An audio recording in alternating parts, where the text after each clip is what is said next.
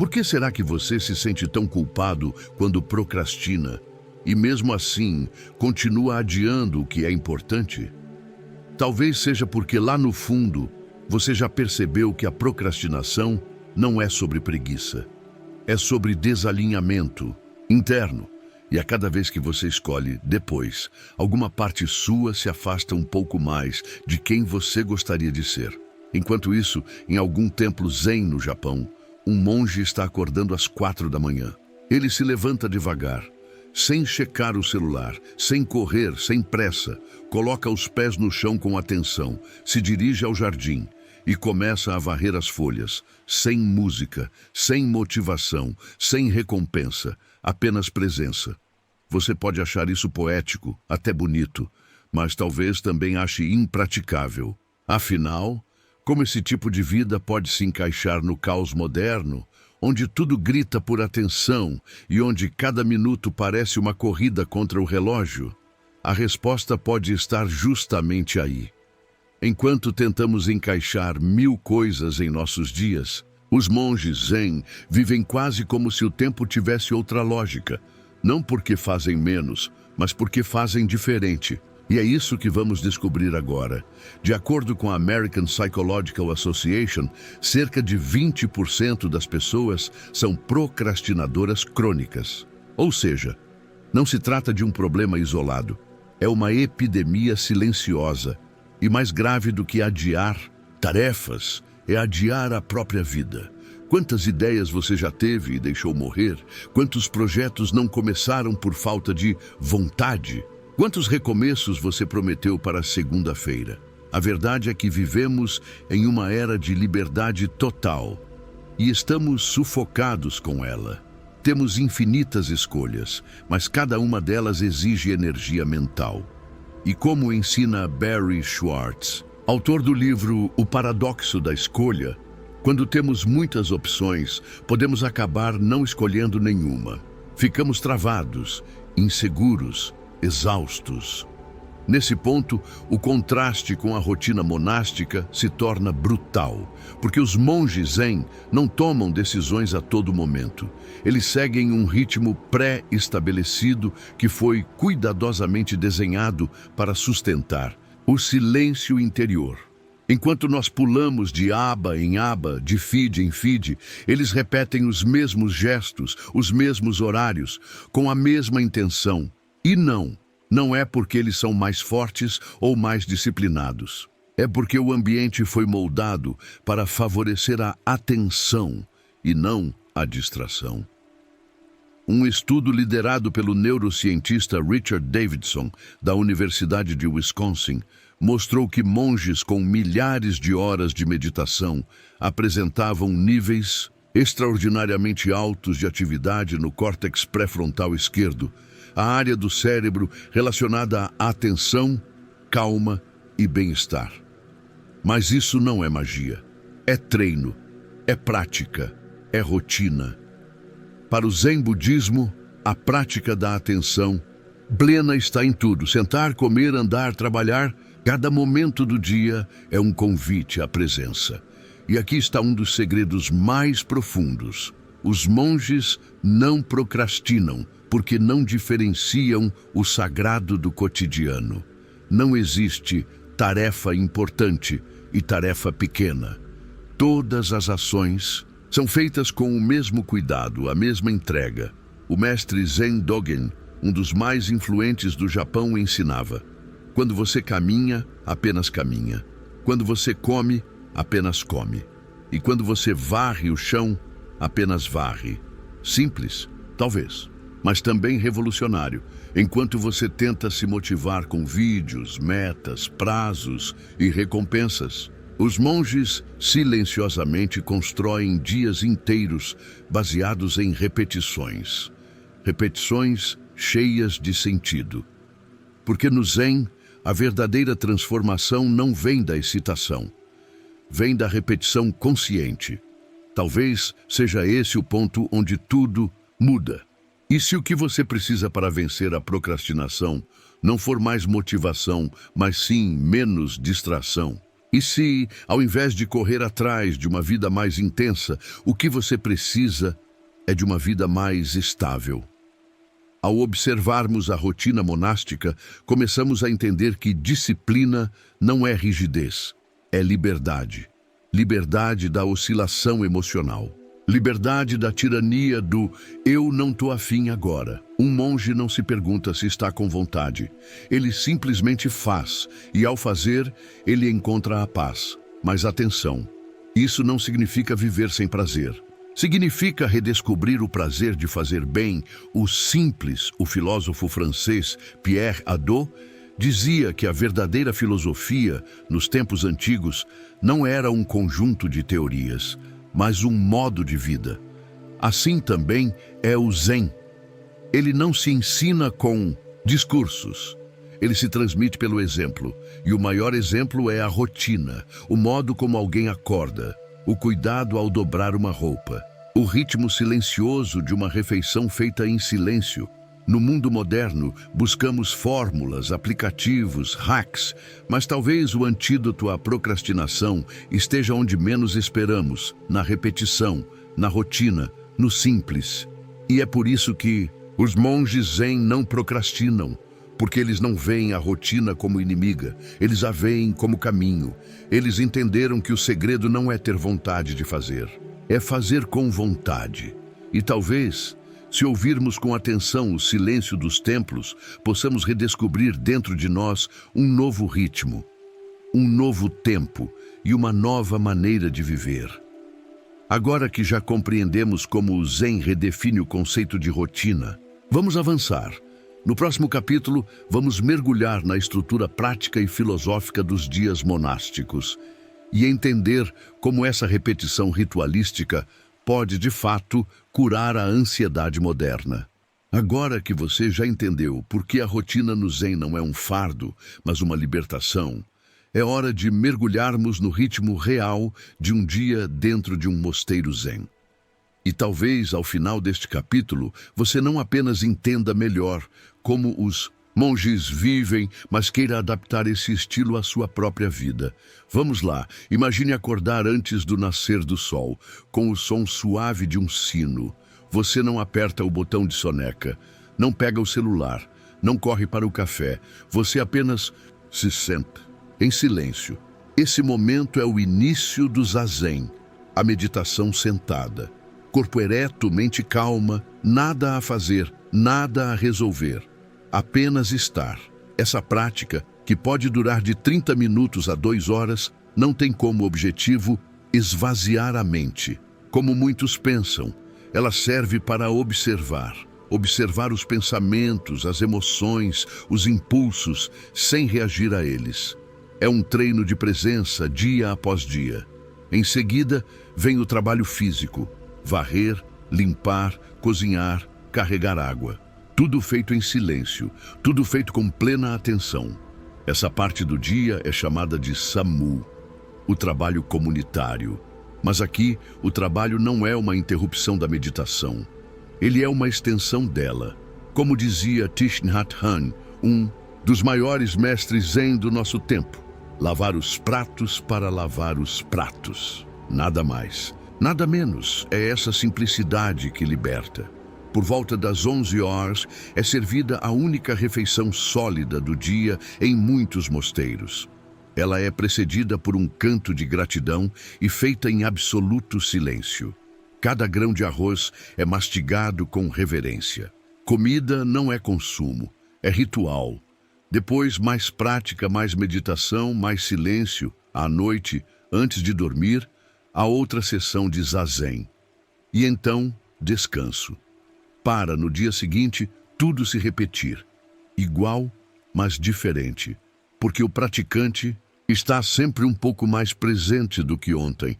Pode parecer rígido, até monótono. Mas para quem vive essa rotina, ela é fonte de clareza, de estabilidade emocional, de paz. E agora, pense na sua rotina. Quantas vezes você se alimenta sem saber o que comeu? Quantas tarefas você começa e não termina porque foi puxado por outra notificação, Quantos dias passam sem que você consiga estar presente por sequer 5 minutos? É aqui que entra o ensinamento central do Zen. Não é o que você faz, é como você faz. Os monges não têm uma vida cheia de eventos. Eles têm uma vida cheia de atenção. Eles praticam o que os japoneses chamam de Ichigyo-Zamai, concentração total em uma única ação. Essa é uma das principais ferramentas contra a procrastinação, porque quando você aprende a colocar 100% da sua mente em uma única atividade, as dúvidas, os medos, a preguiça e os pensamentos sabotadores perdem força. Eles simplesmente não encontram espaço. A ciência confirma isso. Estudos da Universidade de Harvard mostraram que nossa mente passa quase 47% do tempo vagando, pensando em coisas que não estão relacionadas à tarefa atual.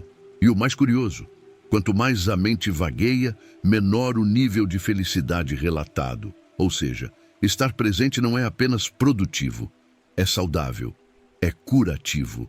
E sabe qual é uma das formas mais eficientes de treinar isso? Uma rotina estruturada. Sim, a velha e boa rotina. Mas aqui com um novo significado. No Zen, a rotina não serve apenas para organizar o tempo. Ela organiza o espírito. Ela cria trilhos mentais, caminhos repetidos com atenção, que vão moldando o cérebro e o comportamento.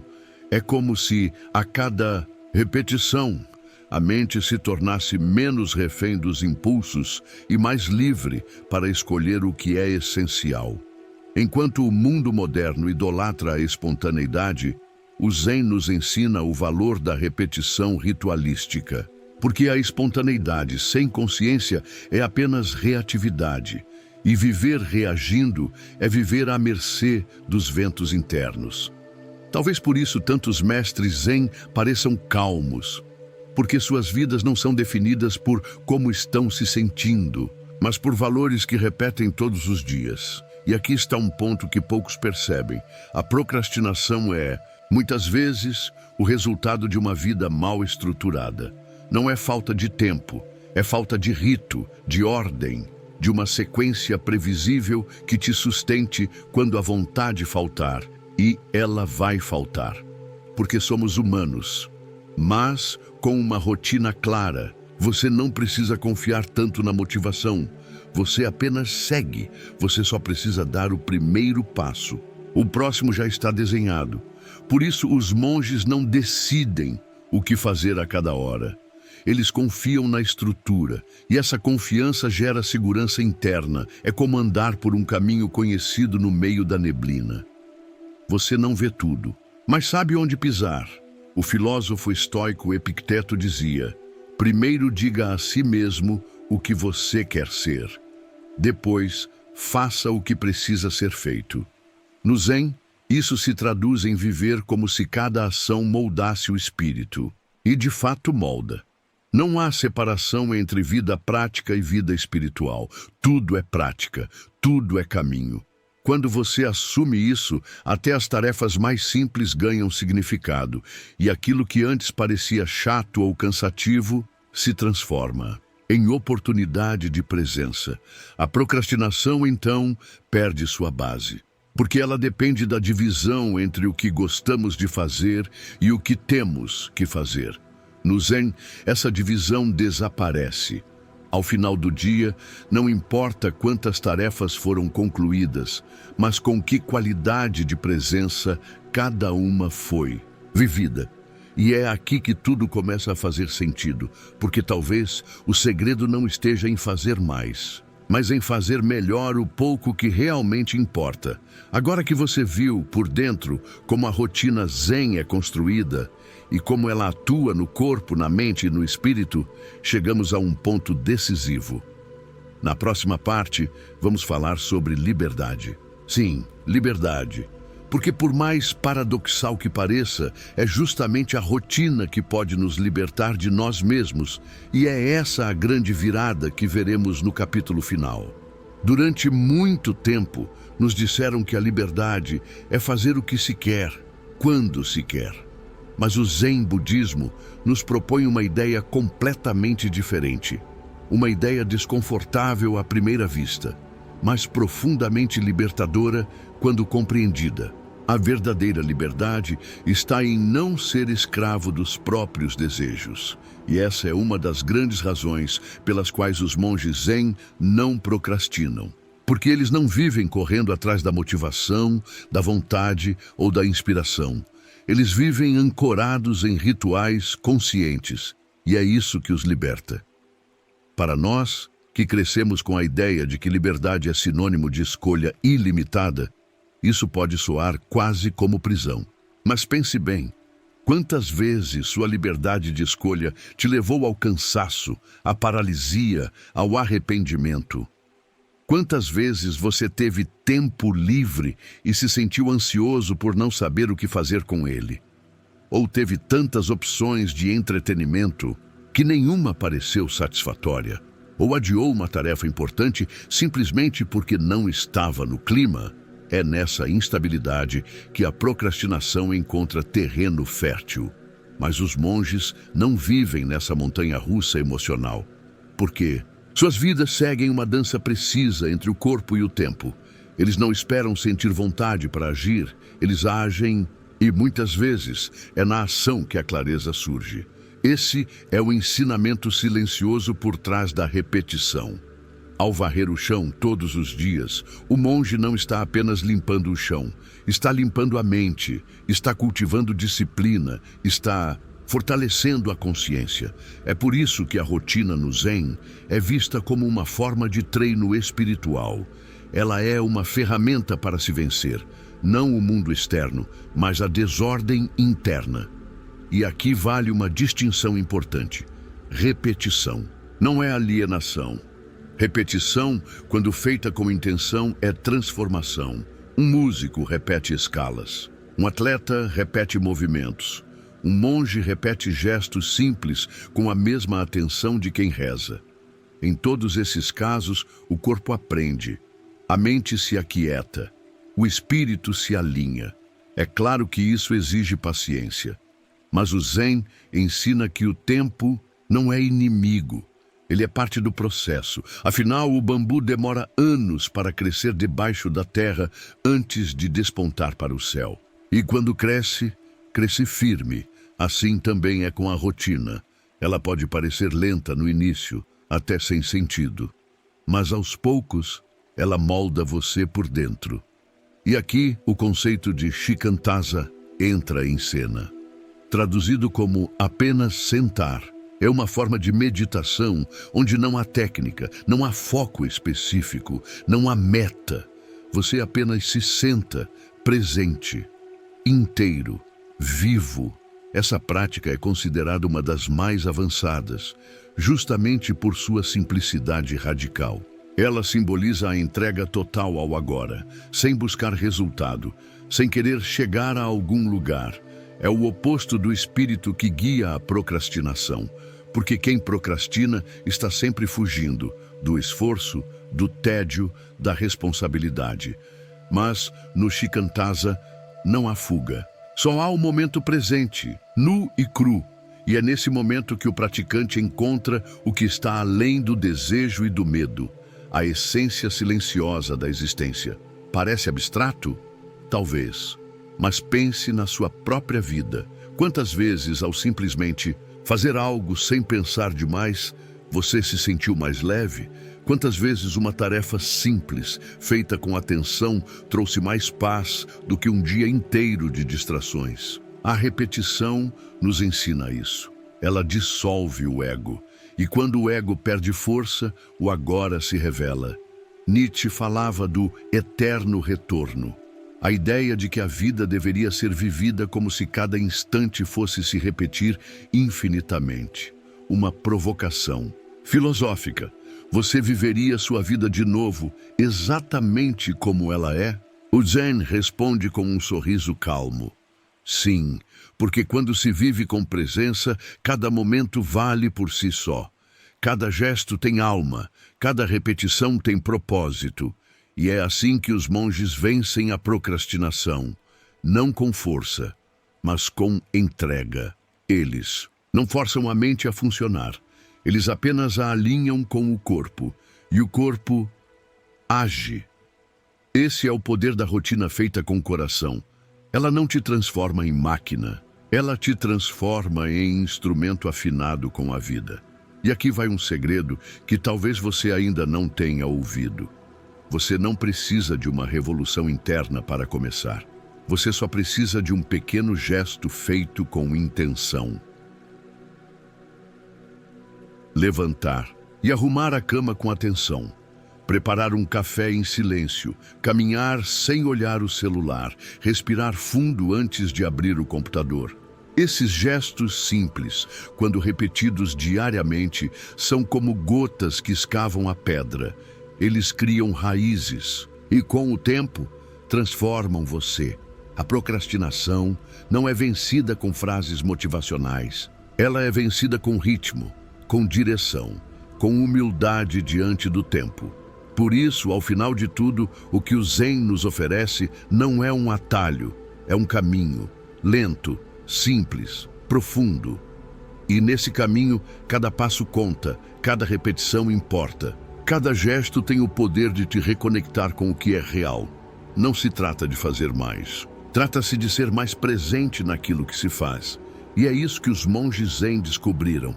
Eles não vivem esperando o dia ideal. Eles transformam cada dia em uma prática de equilíbrio, atenção e paz. Talvez seja isso que esteja faltando nas nossas rotinas.